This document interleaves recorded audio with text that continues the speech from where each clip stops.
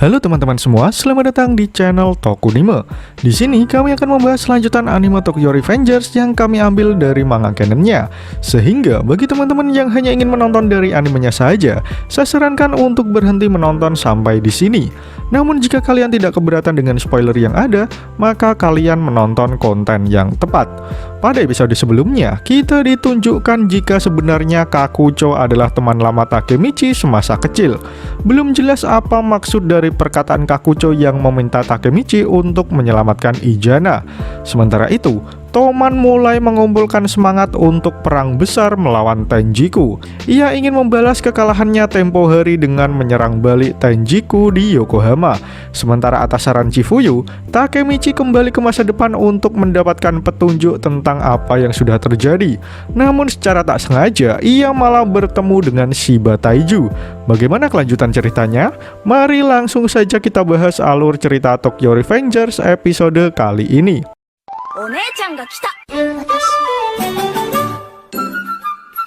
Shin kemudian mundur ke tahun 2006. Terlihat Takemichi berlari menemui Naoto. Ia hanya ingin memastikan jika Naoto di masa lalu masih hidup sehat sentosa.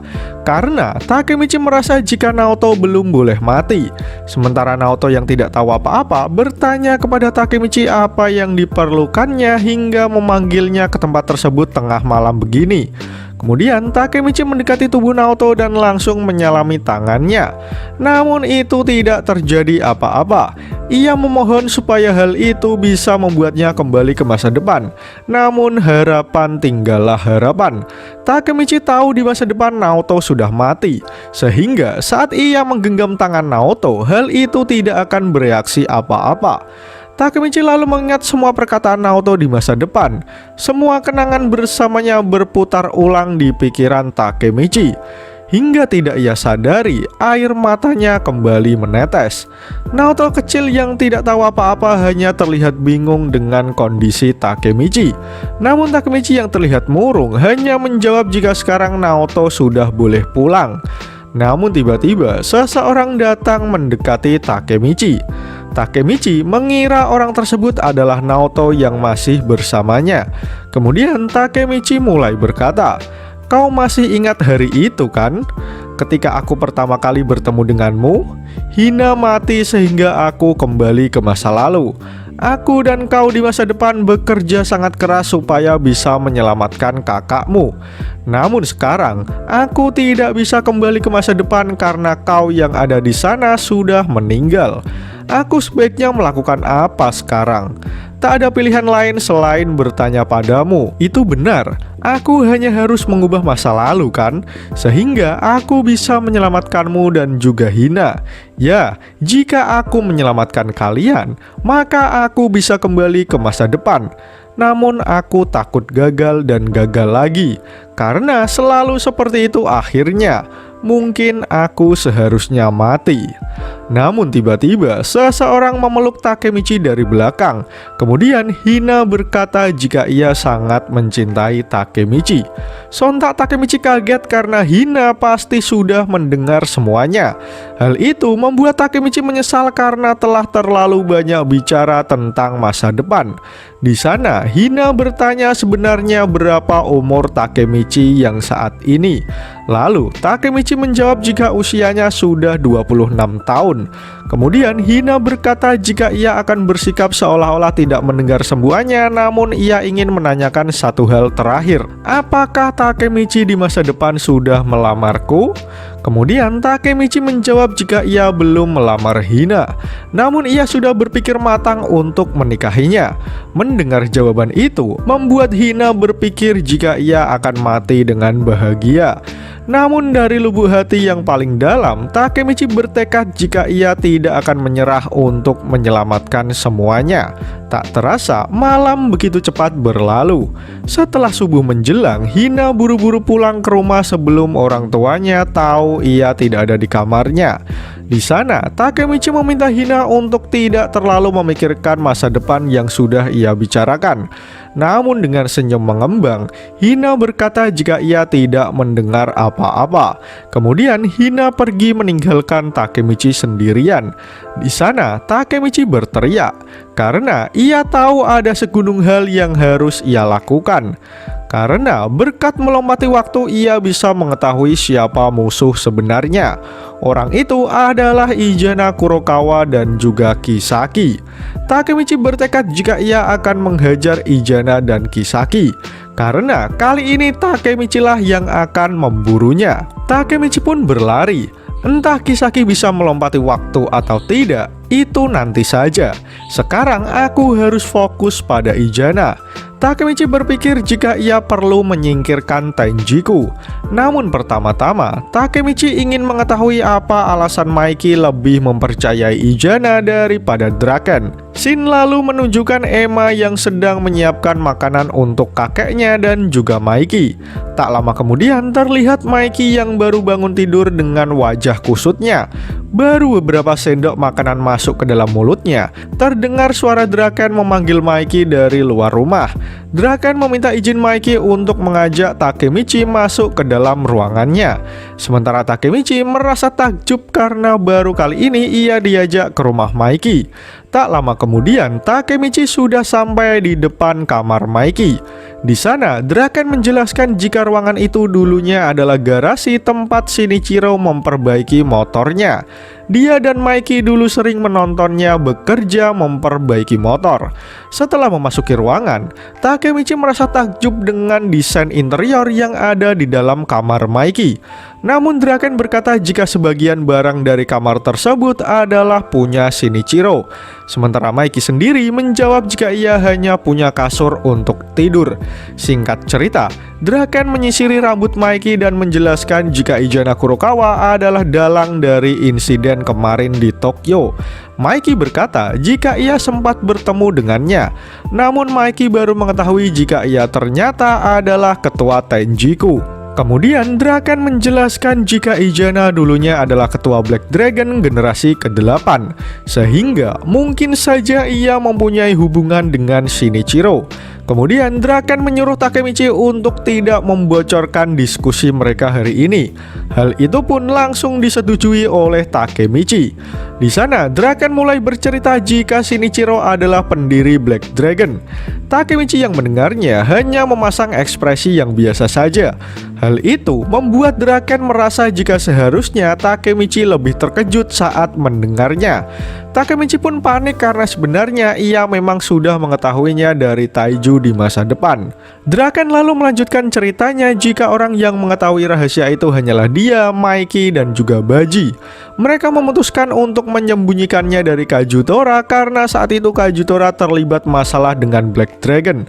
Kemudian Maiki mulai berkata jika sebelum Toman menghancurkan Black Dragon, ia sempat berbicara dengan saudara laki-lakinya.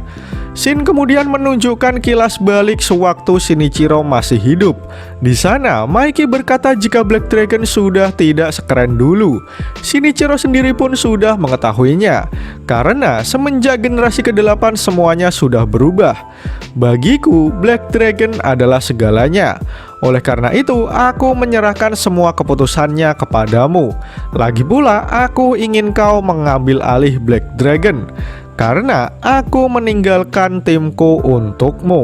Takemichi hanya bisa melongo mendengar cerita Maiki. Sementara Draken berpikir jika orang yang merusak Black Dragon adalah ketua generasi ke-8, yaitu Izana Kurokawa. Hal itu membuat Takemichi semakin yakin jika mereka semuanya memang saling terhubung. Takemichi pun bertanya-tanya, siapa sebenarnya Izana Kurokawa itu? Lalu secara mengejutkan, Emma menjawab jika Izana adalah saudaranya. Maiki yang kaget lalu bertanya kembali, sehingga Emma mengulangi perkataannya jika Izana adalah saudara laki-lakinya. Semua orang melongo dengan ucapan Emma. Sebelum kalian lanjut nonton, bantu kami untuk menekan tombol subscribe dan nyalakan loncengnya supaya kalian tidak ketinggalan informasi menarik dari channel Tokunime. Panel pertama menunjukkan Emma yang bercerita ketika ia berpisah dengan Izana dulu. Di sana, Izana berbohong kepada Emma jika ia mau pergi bersekolah sementara. Ia berkata jika suatu hari mereka pasti akan bertemu lagi. Emma kemudian berkata pada Maiki jika Izana juga salah satu saudara tirinya. Takemichi pun bertanya apa ada hal lain yang Emma ingat tentang kakak laki-lakinya. Namun Emma menjawab jika ia tak mengingat banyak karena ia hanya tinggal sampai usia 3 tahun saja. Namun Emma mengatakan jika Izana sepertinya sangat akrab dengan Shinichiro. Maiki dan Draken bertanya-tanya kenapa ia malah lebih dekat dengan Shinichiro. Kemudian Emma keluar ruangan sebentar untuk mengambil sesuatu. Kemudian Emma kembali dengan membawa sebuah kotak kaleng. Emma tak sengaja menemukan kotak tersebut yang ternyata berisi kenang-kenangan Shinichiro. Di dalamnya terdapat seikat surat yang diketahui Takemichi berasal dari Izana Kurokawa. Takemichi pun berpikir jika mungkin saja sekotak surat yang ada di sana berasal dari Izana. Emma berkata jika ia sendiri belum pernah membacanya. Namun dilihat dari jumlah surat yang dikirimkan, mungkin keduanya memang sangat akrab. Kemudian mereka semua mulai membaca satu persatu surat yang ada. Takemichi mengatakan jika rata-rata suratnya hanya berisi tentang kehidupan sehari-harinya. Namun Draken berhasil menemukan surat pertama yang mungkin dikirimkan Izana. Surat itu berisi perasaan senang Izana yang mengetahui jika ia masih punya keluarga. Sementara Takemichi menyadari jika saat itu Shinichiro pergi menemui Izana. Draken sendiri malah penasaran bagaimana Shinichiro dapat mengenal Izana. Berbeda dengan Maiki, setelah membaca sebuah surat ia berkata jika ia ingin keluar sebentar untuk mencari udara segar. Setelah Maiki pergi, Draken membaca surat yang tadi dibaca Maiki untuk Shinichiro. Belakangan ini aku sering sakit kepala. Ini semua pasti salah dia. Tolong berhenti membicarakan Maiki. Takemichi terkejut mendengar surat Izana yang dibacakan Draken. Sementara Draken akhirnya mengerti jika Izana sudah dipisahkan dari keluarganya sejak kecil. Lalu anggota keluarga yang ditemuinya untuk pertama kali adalah Shinichiro.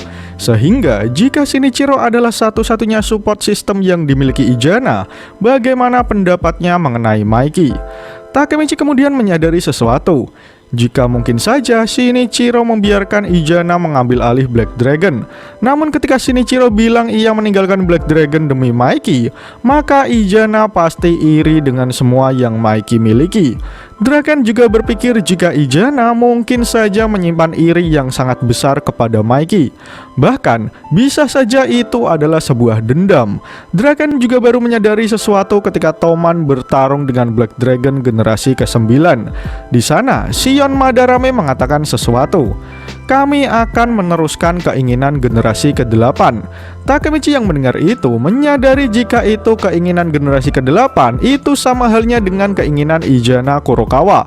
Draken berkata jika itu memang benar. Generasi ke-9 sengaja melibatkan diri dengan Kajutora. Dan gara-gara iri, bagaimana jika mulai saat itu Izana telah melancarkan rencananya untuk menghancurkan Maiki? Bagaimana jika semua pertikaian ini adalah buntut dari dendam Izana Kurokawa? Takemichi lalu berkata jika setelah Shinichiro meninggal, Izana lalu membentuk Tenjiku dan membawa semua pasukannya ke Tokyo. Karena kali ini ia melakukannya untuk membunuh Maiki, untuk membunuh adik tirinya sendiri. Shin kemudian menunjukkan Takemichi yang mengobrol bersama Chifuyu. Di sana, Takemichi menceritakan semua informasi yang telah ia ketahui kepada wakil kaptennya. Setelah menceritakan semuanya, Takemichi berkata kepada Chifuyu jika mulai dari sekarang ia akan menangani semuanya sendirian. Sontak Chifuyu kaget mendengar pernyataan Takemichi. Lalu ia bertanya alasannya. Kemudian Takemichi berkata, Naoto sudah mati. Aku benar-benar sudah tidak mempunyai kesempatan untuk kembali ke masa depan. Tidak ada kesempatan selanjutnya. Aku tidak tahu kenapa, tapi entah bagaimana kita akan berdamai dengan Tenjiku. Akan kuakhiri semua pertengkaran dua saudara bodoh ini. Aku akan membunuh Izana dan juga Kisaki. Sontak Chifuyu sangat kaget mendengar semua perkataan Takemichi. Namun Takemichi memohon supaya Chifuyu dapat memahaminya.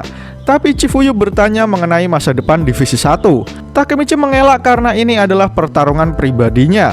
Hal itu membuat Chifuyu menyuruh Takemichi untuk menyampaikannya sendiri kepada semua anggota Divisi 1. Saat kau mengundangku, aku juga memanggil mereka semua. Dengar ya Takemichi, ini bukan hanya pertarungan antar saudara. Shinichiro menciptakan geng legendaris, dan ketika Izana mewarisi itu, dia malah menghancurkannya. Kemudian Mikey lah yang menghancurkan geng legendaris tersebut. Di tengah-tengah kekacauan itu, Toman terlahir dan aku bertemu dengan Baji. Pertarungan saudara ini berhubungan dengan Toman. Ini juga merupakan pertarungan bagi kita semua anggota Toman. Oleh karena itu, ini juga pertarungan divisi 1 juga. Bicaralah dengan mereka. Aku yakin mereka pasti akan mendengarkanmu. Akan tetapi kau tidak perlu bicara tentang time travelmu. Itulah yang seorang pemimpin seharusnya lakukan, kan Takemichi? Lalu tiba-tiba semua teman-teman Takemichi berteriak jika ia akan selalu mendukung Takemichi. Dulu kami hanyalah budak dari anak-anak nakal, tapi Mikey sudah menolong kami. Persetan dengan Izana Kurokawa. Musuh Mikey adalah musuh Toman. Bukankah sudah kami bilang kalau melakukan semua sendirian itu tindakan yang bodoh? Bahkan Akun berkata jika ia bersedia membantu Takemichi jika ia memang benar-benar ingin menusuk Izana Kurokawa. Bahkan Yamagishi mengira jika pertarungan antar saudara ini akan menjadi pertarungan tergila. Chifuyu lalu berkata jika divisi mereka tidak selemah yang Takemichi pikirkan, sehingga ia meminta Takemichi untuk tidak melakukan semuanya sendirian. Takemichi tersenyum karena ia masih mempunyai teman-temannya yang berharga. Sesaat kemudian ia berteriak untuk memulai rapat divisi 1 di kamarnya.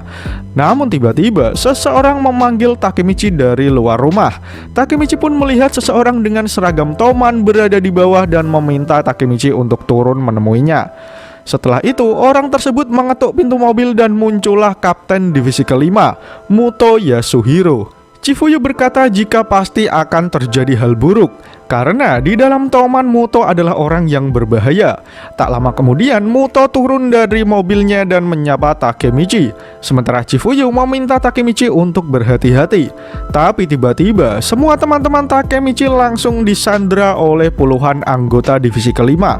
Saat hendak meminta penjelasan dari Muto, tiba-tiba Kapten Divisi kelima itu langsung menghajar Takemichi tanpa ampun. Berkat pukulan yang dilepaskan Muto membuat Takemichi terlempar beberapa meter. Takemichi masih belum mengetahui apa alasan Muto melakukan semua ini. Sementara Muto masih saja terus menghajarnya.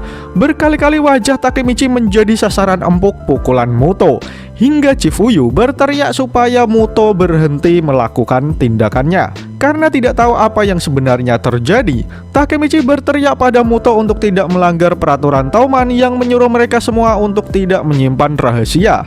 Namun Muto masih saja terus menghajar Takemichi.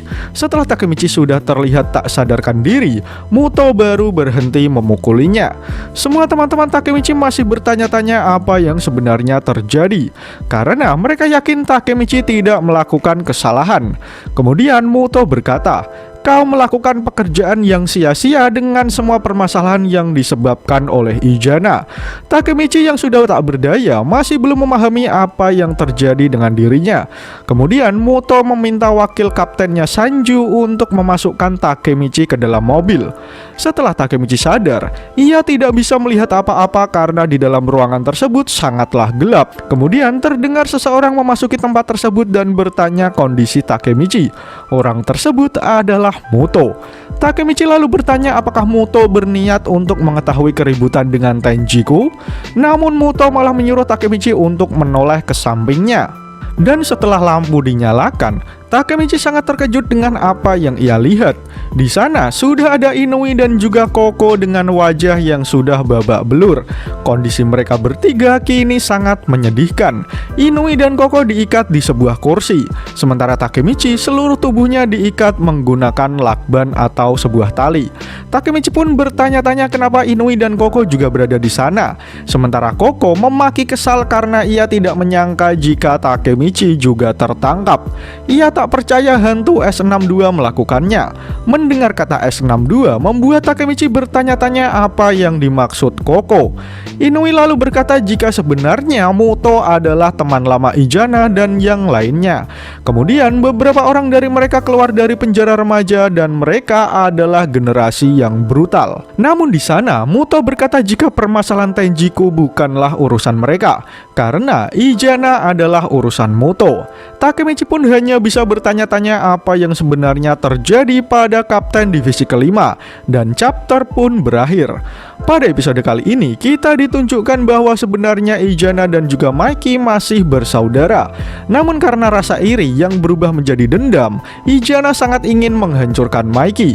Mengetahui hal itu, Takemichi tidak ingin tinggal diam. Namun baru sesaat ia ingin mendiskusikan semua dengan teman-temannya, Takemichi kedatangan Muto yang langsung menghajarnya tanpa ampun. Setelah ia disekap, Takemichi mendapati jika Inui dan Koko juga sudah terlebih dahulu dihajar oleh Muto. Panel pertama menunjukkan Muto yang masih menyekap Inui, Koko, dan juga Takemichi. Di sana, Takemichi bertanya apa tujuan Muto membawanya ke tempat tersebut. Kemudian Muto mulai duduk dan menjelaskan sesuatu kepada Takemichi. Divisi 5 Tauman adalah divisi spesial. Kami diizinkan untuk menginterogasi anggota lain yang nampak mencurigakan. Bisa dibilang kami adalah komite kedisiplinan Toman. Kami boleh menghajar siapapun yang berkhianat tanpa persetujuan ketua Toman. Mikey memilihku, kapten terkuat dari semua divisi. Mendengar semua itu, Takemichi berpikir jika Muto ternyata hanya menjalankan tugas dan tidak di pihak Tenjiku. Namun Takemichi mulai bertanya-tanya, apakah dirinya melakukan hal yang mencurigakan? Kemudian Muto mengatakan prinsip hidupnya yang tidak boleh ragu membuktikan kesalahan tersangka. Takemichi lalu mulai bertanya apa yang mencurigakan darinya. Kemudian Muto berbalik bertanya siapa sebenarnya Takemichi itu, karena Muto sama sekali tidak pernah mengetahuinya. Namun tiba-tiba Inui berkata jika dirinya memang mempunyai koneksi dengan Izana Kurokawa. Takemichi pun hanya bisa melongo mendengar pengakuan Inui. Kemudian kita ditunjukkan kilas balik sewaktu Inui masih menjadi bawahan Izana di Black Dragon generasi ke-8. Di sana, Izana mengatakan alasannya memilih Inui walaupun usianya 2 tahun lebih muda. Izana meminta Inui untuk mendukung Black Dragon generasi ke-9 juga. Takemichi dan Koko hanya diam saja mendengarkan semua cerita Inui. Aku membantu Izana, lalu masuk ke divisi 1. Divisi 1 adalah pengkhianat Toman, mata-mata Tenjiku, dan otak dari semua ini adalah Hanagaki Takemichi.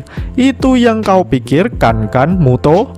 Mendengar semua itu, Muto langsung berdiri dari tempat duduknya, sementara Takemichi baru mengetahui situasinya sekarang ini. Takemichi berpikir apakah mungkin ia sedang dipermainkan oleh orang-orang ini, namun wajah Muto nampak begitu menyeramkan saat melihatnya. Takemichi bingung harus berbuat apa, karena ia tidak punya alasan. Lalu tiba-tiba Koko berkata jika Takemichi bukanlah pengkhianat. Inui juga berkata jika Muto salah besar karena mereka semua tidak mengkhianati Toman. Sekarang berlututlah dan meminta maaf kepada kami, karena kami tidak tahu apa-apa. Takemichi yang mendengar semua itu hanya bisa kebingungan dengan apa yang sebenarnya sudah terjadi. Kemudian Muto mulai berkata, apa yang kalian bicarakan dari tadi? Kalian memang tidak terlibat dari semua tugas spesial yang aku katakan. Perampokan, penyerangan, narkoba, aku dan Izana pernah melakukan itu semua. Lalu kami membentuk tim kami sendiri. Kami ditakuti sebagai generasi brutal. Kami berkuasa di era itu. Lalu karena beberapa alasan, Izana memutuskan untuk keluar. Semua menjadi membosankan hingga akhirnya Mikey merekrutku. Kau paham kan sekarang Takemichi? Aku adalah salah satu pendiri Tenjiku. Sontak Takemichi menjadi mengerti dengan situasi yang ada. Yang sebenarnya sudah mengkhianati Toman adalah Muto, kapten divisi kelima Toman. Muto mengatakan jika semuanya mungkin akan berbeda jika saja ia bertemu dengan Mikey terlebih dahulu. Namun sekarang Izana telah kembali ke geng, sehingga Takemichi dan yang lainnya sekarang adalah musuh Muto. Menarik untuk menanti bagaimana kelanjutan cerita Tokyo Revengers di chapter selanjutnya. Jika kalian suka dengan pembahasan kali ini, jangan lupa share video ini ke sosial media kalian ya. Atau jika ada request, kritik, dan saran, langsung saja sampaikan di kolom komentar di bawah. Karena kritik dan saran kalian akan membuat channel ini terus berkembang. Akhir kata, terima kasih sudah menonton video ini hingga akhir. Sampai jumpa di video selanjutnya.